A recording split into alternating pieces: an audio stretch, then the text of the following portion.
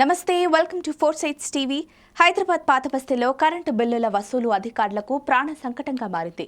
గతంలో బిల్లులు అడిగితే దాడులు జరిగిన సందర్భాలు చూశాం. ఈ క్రమంలో బిల్లుల వసూలు బాధ్యత అదానీ గ్రూప్ కి ఇచ్చారనే వార్తలు రాజకీయంగా దుమారం రేపుతున్నాయి. ఇంతకీ రేవంత్ సర్కార్ కాంట్రాక్ట్ బాధ్యతలు అదానీ సంస్థకి ఇచ్చేసిందా? అదే నిజమైతే ఆందోళన తప్పదని హెచ్చరిస్తోంది బీఆర్ఎస్. వినియోగదారులు బిల్లులు చెల్లించకపోవడం, బకాయిలు వసూలు చేసేందుకు వెళ్లిన విద్యుత్ సిబ్బందిపై దాడులు చేయడంతో ఆ నిర్ణయానికి వచ్చేస్తున్నట్లు తెలుస్తోంది. తాజాగా రేవంత్ రెడ్డి ప్రభుత్వ నిర్ణయంపై బీఆర్ఎస్ భగ్గుమంది. బిల్లుల బాధ్యతల్ని అదానీ గ్రూప్ కి ఇవ్వడమంటే పాతబస్తీ ప్రజల్ని అవమానించడమేనన్నారు మాజీ హోంమంత్రి మహమ్మద్ అలీ.